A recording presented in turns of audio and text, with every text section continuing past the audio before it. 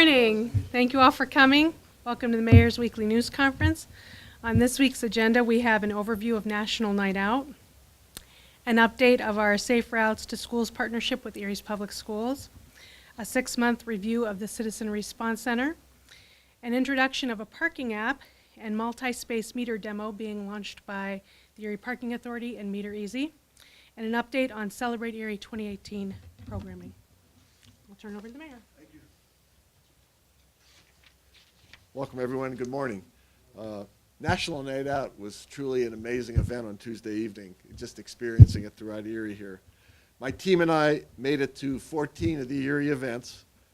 First of all, I want to thank many of the volunteers who were the people that really made this possible, made it just a fun family evening for everyone.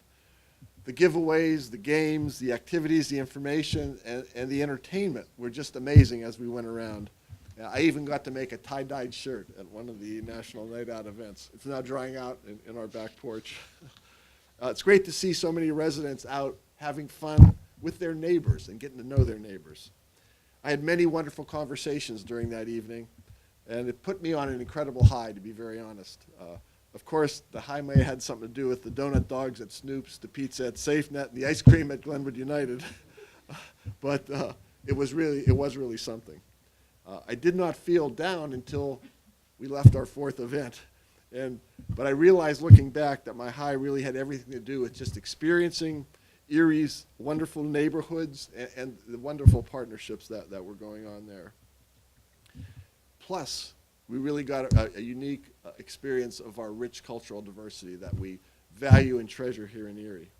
I want to also give a special thanks to United Way, who sponsored 18 of these events throughout Erie County and helped make it financially possible. Now to move to our second topic, can you believe that it's only 19 days till our children go back to school in Erie's public schools? These children are Erie's future. Today, we'd like to provide an update on our Safe Routes to School initiative that we're working on with the Erie Public Schools. The city is committed to working with the Erie School District as well as our families to ensure that our children can get to school safely.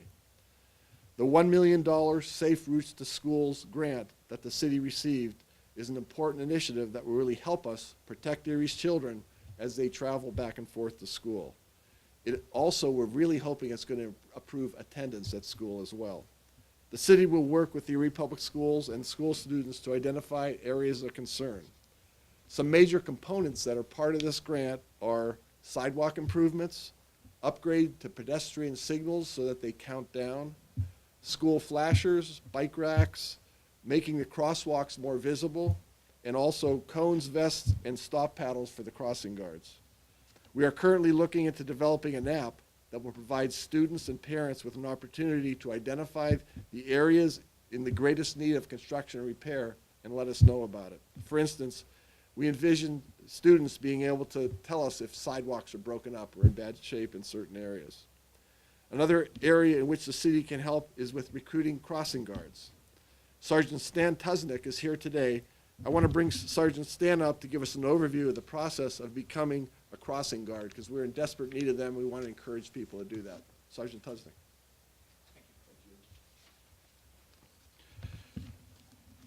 The Erie School District and the Erie Police have been providing crossing guards to the city for, let's just say, decades. I remember them when I was a kid, and the need for them to help kids cross safely is certainly not diminished over the years. We currently try to cover about 40 of the busiest intersections of the city, but the beginning of every school year always finds us shorthanded. I would love to hire about 10 new crossing guards just to fill vacancies and perhaps open up new corners for us. So let me explain to you how this hiring process works. The crossing guard position is considered a per diem job. You get $18 per day worked. There is no attached benefit. There are no sick days, no vacation, no health insurance. You work about 45 minutes in the morning, about a half an hour in the afternoon after school. But just like anybody else that works with school children, you must have, before I hire you, the 3 background clearances as required by state law. There is also a brief child abuse reporting class that has to be taken. And now, although crossing guards are hired by the Erie Bureau of Police, All of these background clearances must first be presented to the Human Resources Office at the school district before I can actually hire you. So if you know anybody that's interested, please pass on my name and phone number, and I'll be more than happy to discuss this with interested parties and get them on the line, get them on the road to becoming a crossing guard. Thanks very much.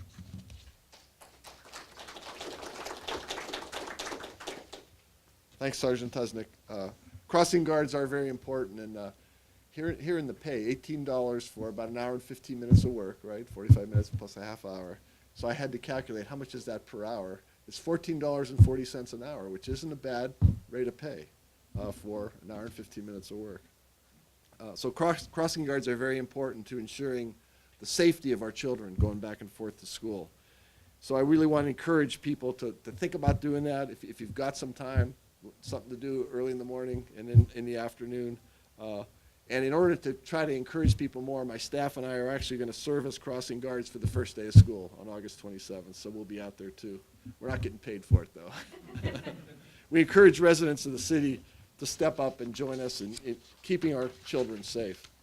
Next, I'd like to invite up Brian Polito to the podium. He's superintendent, of course, of Erie Public Schools. He's going to share some information, what they're doing to increase attendance. Thanks, Brian. Well, thank you, Mayor and Sergeant Tusnick. We know that recruiting crossing guards is an ongoing challenge, and we really appreciate the partnership with the school district. Speaking of safety, we also want to remind motorists in the city that school starts on August 27th, as the Mayor said, 19 days away, and motorists need to be aware of important safety measures that are in place to protect students as they walk, ride the bus, or are dropped off at school. This includes reduced speed zones around schools, crosswalks, school drop-off areas, and stop signs on both yellow and EMTA buses. We appreciate the entire community's cooperation as we work together to keep our students safe. As the Mayor mentioned, the district is making renewed efforts this year to increase our attendance rates as part of expanded state requirements, as well as a stated goal in our strategic plan, which challenges us to attain a 95% attendance rate by 2024. It is critical that students are in school every single day in order to ensure that their learning stays on track. This is important at every grade level, but especially in the early years. Data shows that students who are chronically absent in kindergarten and first grade, meaning they missed at least 2 days every month, are far less likely to read proficiently at the end of grade 3. Erie's Public Schools is working closely with our partners at United Way of Erie as part of their campaign for grade level reading and the Community Schools Initiative to remove barriers for students attending schools every day.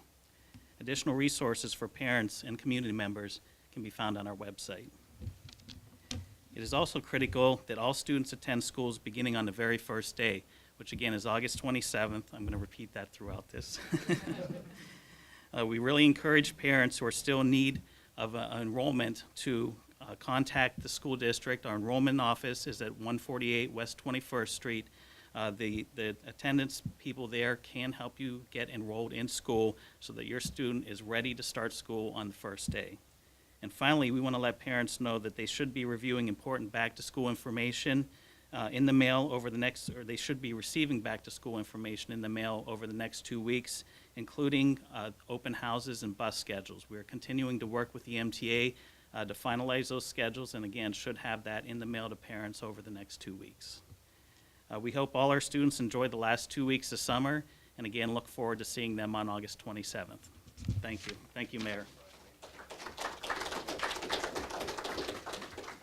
Thank you, Brian. You really are doing a great job of transforming Erie's public schools. Those children are Erie's future, and I really believe what's good for the school district is good for the city. I highly value our partnership and look forward to continuing to work with you to improve the lives of our families here in Erie. You mentioned the strategic plan, and we participated in that, my team and I, and it really creates a great vision for Erie, and there's some very specific goals, some good specific goals that they've set. And we look forward to celebrating Erie's Schools of Excellence with you, Brian. Thank you. Next is our 6-month update on the Citizen Response Center. Moz began this initiative back on February 8th, and Moz is here with us. Thanks for being here, Moz. Appreciate that. So yesterday was the 6-month anniversary of the Citizen Response Center. As of July 31st, excuse me, Moz provided us with some statistics which are very interesting. He's had 1,200 calls and emails and messages. The number of calls received has gone up steadily since the service started. There was 94 in March. There were 250 in June and July. So back in March, Moz was averaging 6 calls a day. Now he's up to 12 calls a day. So it's actually doubled since we first started. We don't know if it's leveled off here since the last 2 months have been similar, but we'll see going forward, Moz. In May, with the addition of Andy Steinmetz, our digital media coordinator, we've added access to the city's website and Facebook page as a way to contact Moz as well. We're seeing some patterns. 57% of the calls we received had to do with 5 areas. I'm just going to review them briefly. First was code enforcement. We had 183 calls related to code enforcement questions. Second was streets, with 144 calls related to street issues. Third was refuse, where we had 143 calls related to refuse. Then there's a group we just classify as general calls. There was 114 of them. And the 5th area was engineering, where we've received 103 calls. So almost every day when I'm out, people come up to me and tell me the positive experience that they're having when they call the Citizens Response Center. They tell me that Moz gets back to them quickly and typically has a resolution very quickly. The top priority of my team here at City Hall is to create a world-class service culture for the citizens that we serve, so that when people come into City Hall, they experience that. Moz, thank you for your hard work in putting the Citizens Response Center together. You're really helping us create this world-class response center that I didn't think would happen this quickly, to be very honest.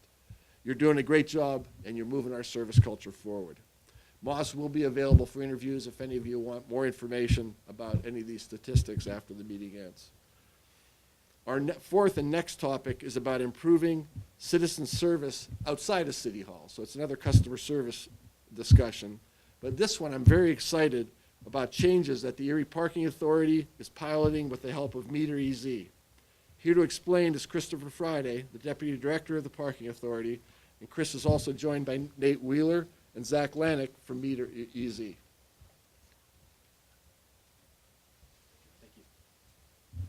Thank you, Mayor. I want to thank the Mayor for letting us have this moment. It's been a very busy day for the Parking Authority. Today, we just installed 2 kiosks in front of the county courthouse, but today we're here to talk about other technology.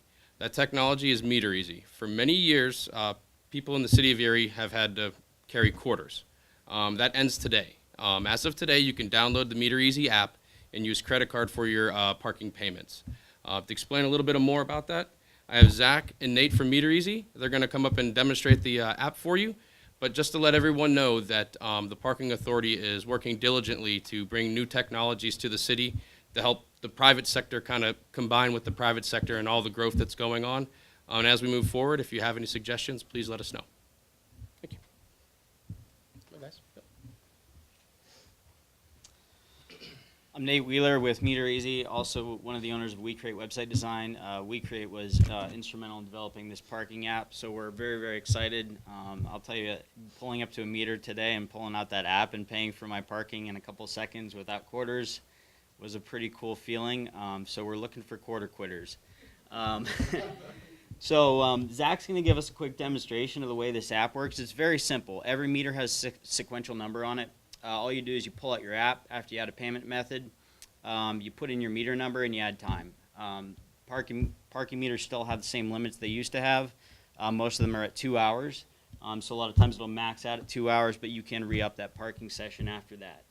One important thing to note about it is the meters aren't changing. So this is a great thing for the city of Erie. No infrastructure changes, no additional cost.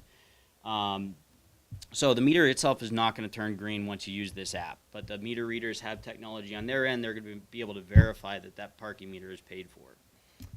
So I guess Zach is just going to zoom through this real quick, and you guys might have to squint a little bit. But yeah, so for those of you who can see this, I can demo later for you, like in person. But basically, the home screen, you're going to see a slot where you can type in a meter number or a zone number, to come. And you basically tap on that. I'm going to type in 400. That's down by Ember and Forge. Click Buy Time. And this will give you some time options up until the limit of the meter. And I'm going to choose 20 minutes. You have two options to pay. You can either fill up a wallet, kind of like a Starbucks card, or you can use a credit card one-off. It is cheaper for you guys to use the wallet because it's cheaper for us. So I'm going to choose the wallet, and you just confirm your parking session, and it will tell you that you're currently parked. And then it will also notify you 10 minutes before your session expires, and it will also notify you when your session expires so you can create another one and do whatever you want. So it's really that easy. You can use multiple vehicles, and there are a few other features in the app coming out as well. And we're looking for feedback, so anybody who uses it, please let us know what you do like and what you don't like. There's a support form right in the app. So it's pretty cool that, you know, if your meeting goes 15 minutes long, you don't have to run out to your meter and throw some more quarters in it. You're going to get a notification while you're sitting there that you're about to run out of time, and you can actually add time straight from your meeting. So yeah, we're very excited about this. What we need from everyone in this room is we need advocates. We need people to go out there, tell your friends, neighbors, family, you know, download this app, start using it. Let's prove Erie's a technology town and start using this stuff. Thanks.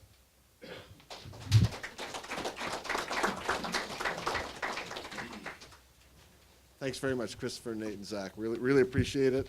It is very exciting. I've used this type of, in other communities. I'm like, why don't we have it in Erie? Well, now we do. Appreciate that. Look forward to residents' responses also and how they like it, and hopefully they're going to get you guys a lot of input.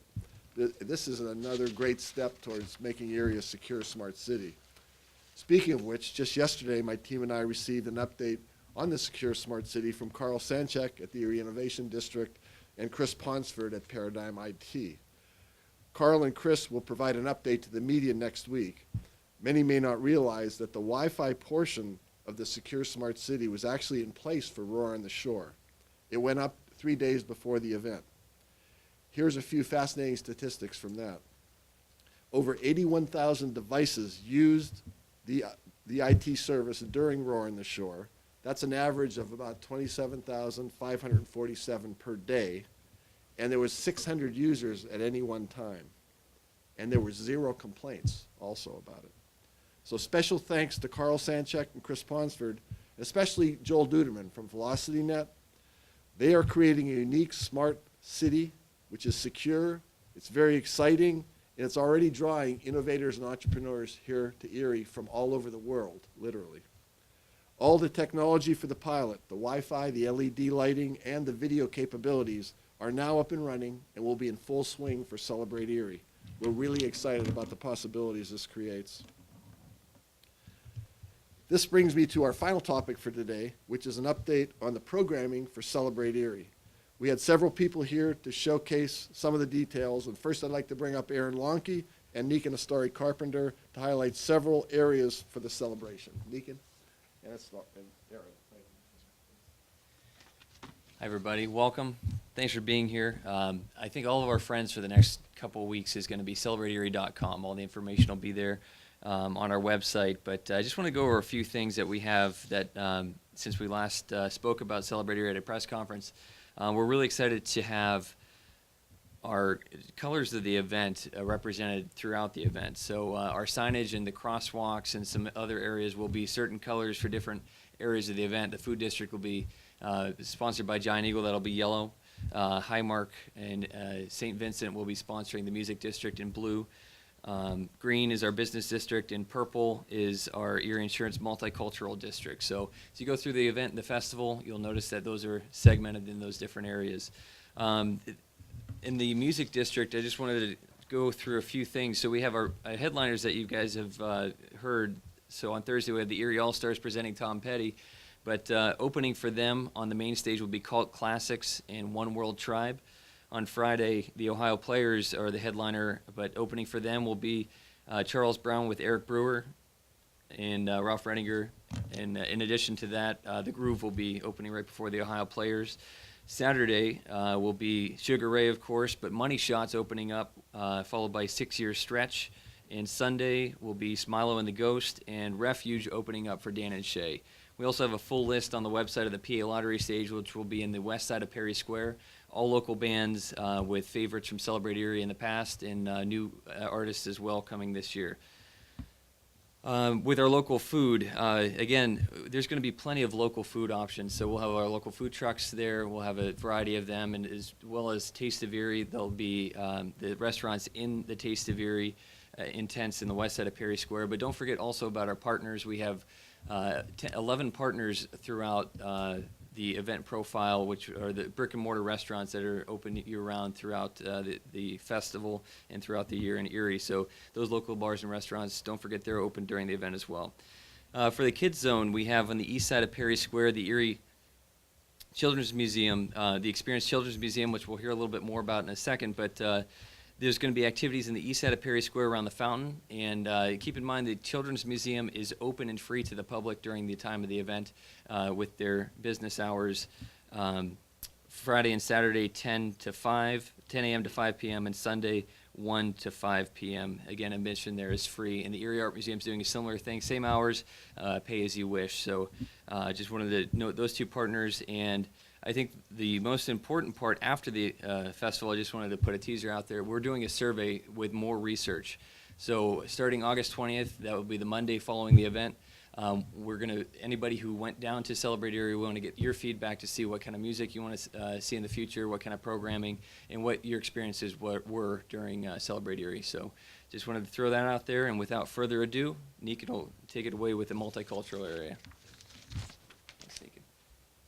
Thanks, Aaron. Brianna Adam couldn't be here today, but she led the effort to pull this area together. I'm really excited about it. The multicultural marketplace is going to be located right in front of the City Hall between the South Park Row and the 7th Street, and it will showcase our rich diversity from artisan to food to dance to musicians.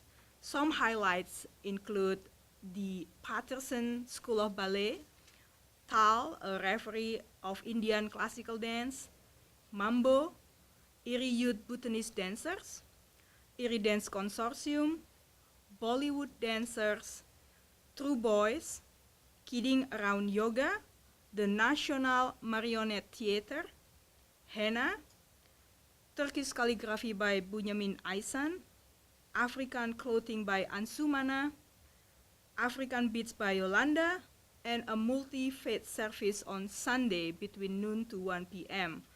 In addition to that, on Sunday, we're also going to have our first Asian American Pacific Islander Town Hall meeting between 1 to 3 p.m.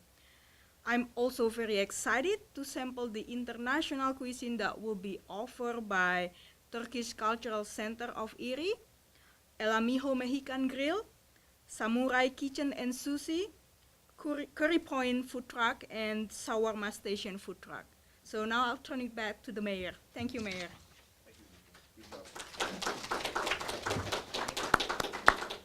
Thank you, Aaron and Nikan. That's really going to be a lot of fun next week. We've also engaged several partners throughout the weekend. The children, as Aaron mentioned, the Children's Experience Erie Museum and the Erie Art Museum are both going to be open and free to the public from 10 a.m. to 5 p.m. on Friday and Saturday and 1 to 5 on Sunday. Next, I'd like to invite Julie Bohm, the outreach coordinator for the Children's Museum, to come up and share what's going to be going on there. It's pretty exciting.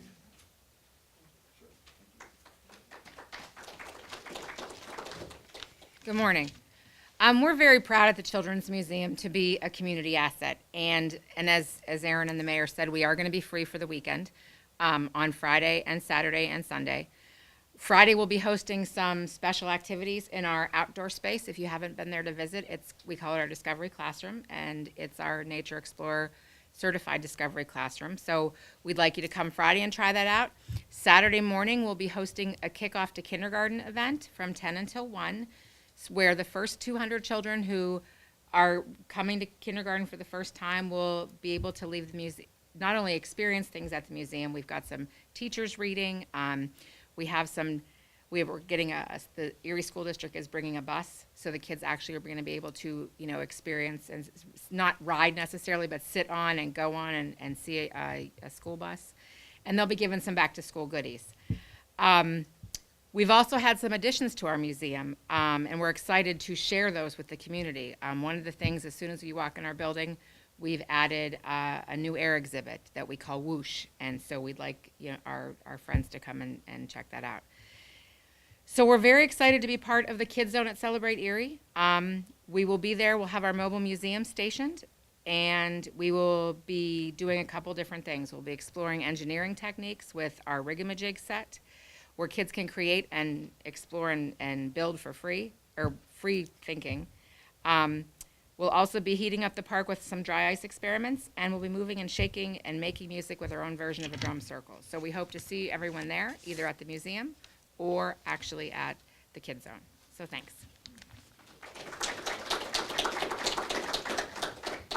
Thank you very much, Julia. I was recently at the Children's Museum for a ribbon cutting on their new bank exhibit, and I actually got to play Whoosh while I was there. I enjoyed that. I had not been in the museum for several years. My kids are now in their 30s, and I don't have any grandkids yet. So, kids, what's going on? But I can tell you, it's an incredible place, and the fact that you get to go there for free during Celebrate Erie, take advantage of that. Get your family down there. It's really a gem that we have there at 5th and French. In addition, the Jefferson Society will be providing a lecture series at the Erie Art Museum this year. And here to tell us more about that, I'd like to welcome up Ben Spagan.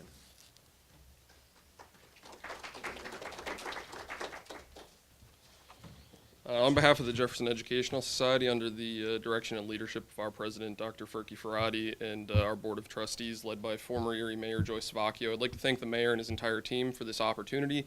We were very excited to join in the celebration of Erie with a true Erie focus this year, to be able to take a look at our past as well as our present and perhaps our future as well through this lecture series that we are able to offer at the Erie Art Museum. I'd like to thank the Erie Art Museum Executive Director Joshua Helmer, as well as the chairman of their board, Stephen Porter, for the opportunity, for them so graciously opening their doors to offer free programming.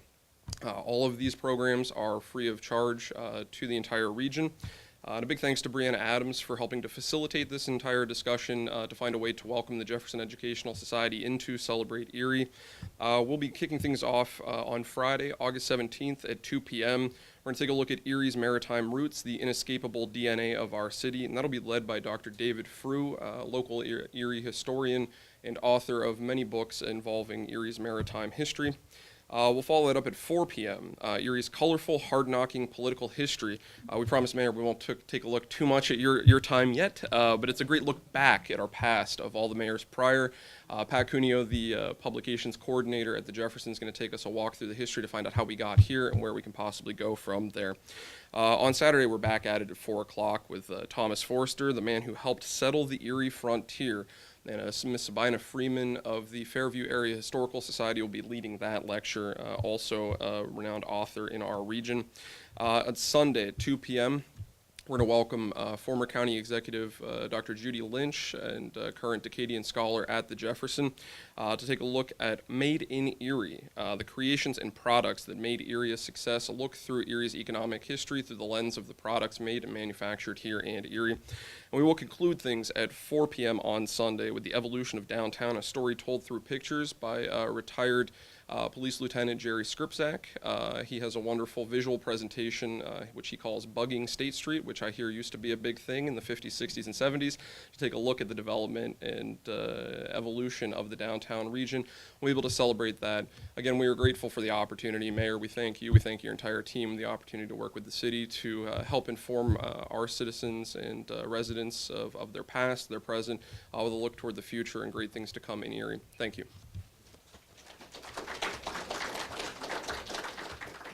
Thanks, Ben. And I can tell you, I did bug State Street back in the 60s and 70s, so I actually got to experience that. It's pretty neat, and hopefully those days are coming back. Really appreciate it.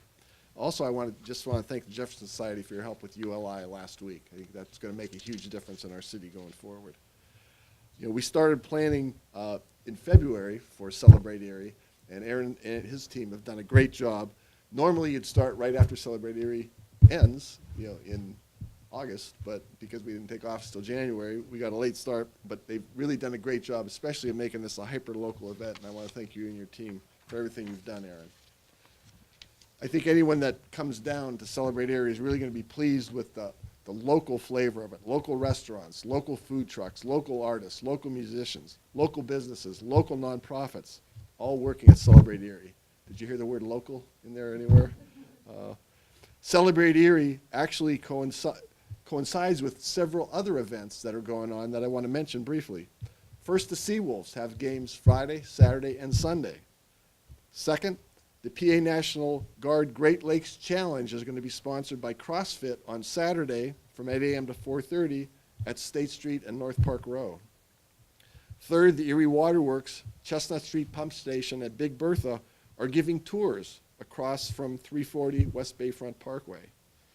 Fourth, the 9th Annual Cardboard Boat Regatta at the Bayfront Maritime Center, that's 40 Holland Street, is on Saturday from 11 a.m. to 2 p.m. And fifth, the Mayor's Race, which is a 5K and a 10K on Sunday morning, is at 8 a.m. I am planning to run in the 5K of the Mayor's Race that morning, and the day before, Saturday, the ARC is also having a 5K that I'm planning to participate in. My wife, Rhonda, is the president of the ARC of Erie County.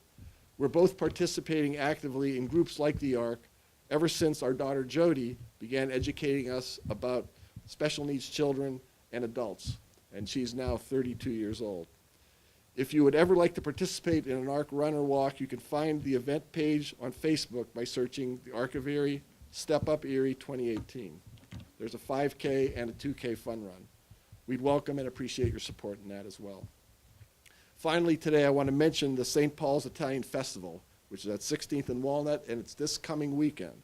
For anyone looking to get their fix of pepperoni balls, pizza fritta, cannoli, sausage, and peppers, or eggplant parmesan, the festival runs Friday through Saturday, and I'm happy to say that Tim Nicastro, president of Erie Insurance, actually recruited me to serve pasta fagioli at the Social Center on Friday night from 5 to 8 p.m. So come down and join me. There's also a spaghetti dinner at the Social Center on Sunday from noon to 6 p.m. There's a lot of activities also at this festival for kids, including a bounce house, crafts, face painting, pony rides, a spaghetti eating contest, and fire truck rides. There will also be live music throughout the weekend, including Ruby Port on Sunday from 3 to 7 p.m. You can find full information by going to St. Paul's Italian Festival on Facebook, or you can visit their website, stpaulrcerie.org. I also half Italian, so I always look forward to the Italian Festival. That concludes this week's press conference. Thank you very much for being here. If there's any questions for anyone that spoke, they'll be available after the press conference. Thanks very much.